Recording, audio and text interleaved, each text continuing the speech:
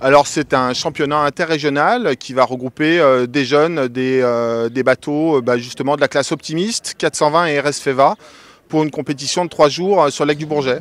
Alors aujourd'hui on a 160 gamins sur le site, on a à peu près une centaine d'enfants en optimiste et une soixantaine d'enfants en 420 et RS FEVA. Hier c'était une belle journée parce qu'on a pu faire 3 manches. Et aujourd'hui, j'espère qu'on va pouvoir faire des manches aussi. Comment on les entraîne? C'est tout un travail de préparation. De préparation physique, de préparation mentale et aussi énormément de préparation de matériel de bateau et beaucoup de navigation. Ça se déroule tout au long de l'année.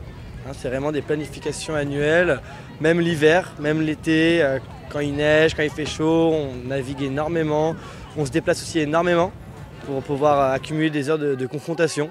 Un peu partout, on se déplace énormément, bien sûr en France, sur les littoraux, on va aussi en Suisse, en Italie, on a des équipes qui étaient il n'y a pas si longtemps en Hollande. Donc c'est énormément de déplacements et énormément de travail avec ces jeunes. C'est une bonne régate et on a de la chance que ça soit fait au club. Donc je suis sur optimiste et j'ai un assez bon niveau. J'envisage de faire un podium sur la Cille, 2 ans en groupe compétition et après j'ai commencé il y a 3 ans à peu près. Là ici il y a Marseille, en bonnes équipes, il y a Antibes, il y a plusieurs bons clubs. Ouais, on est sur des équipes de compétition Benjamin et minime ainsi qu'en RS FEVA les 420 qui sont aussi présents. C'est le Graal des équipes, c'est même les plus jeunes. Aujourd'hui, les jeunes de nos équipes ont la chance de participer à cet événement-là vu qu'il est à la maison.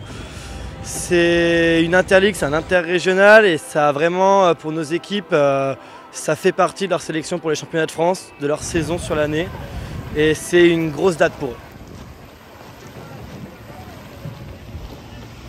Il faut que j'arrive à faire un bon classement quand même, parce que j'aimerais bien être qualifié au championnat de France. Moi je suis pas le plus fort mais faut juste être régulier dans les entraînements et pas faire n'importe quoi.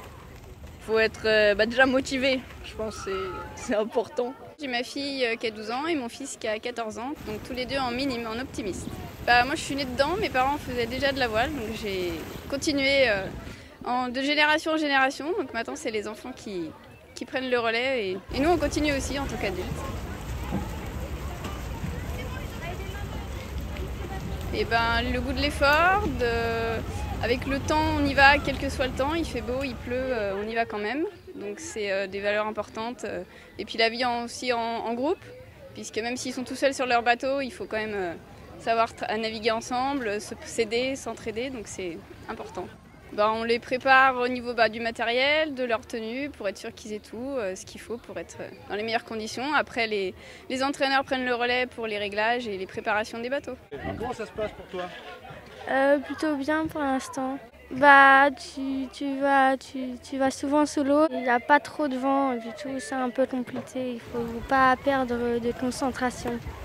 Quand il y a du vent, ça va vite et il y a beaucoup de choses, ça ne joue pas sur une seule... C'est tout le temps varié. En ce moment, c'est plutôt l'absence de vent. On a réussi à faire 3 manches hier dans des vents très faibles. Et aujourd'hui, on a eu un passage d'un gros orage qui nous a obligés à ramener tout le monde à terre. Mais on a bon espoir de pouvoir courir d'autres manches d'ici la fin du week-end. Bon, pas de chance avec le temps, hein? C'est une journée difficile, mais on est là pour les solos. On n'a pas fait de manche nous aujourd'hui. Mais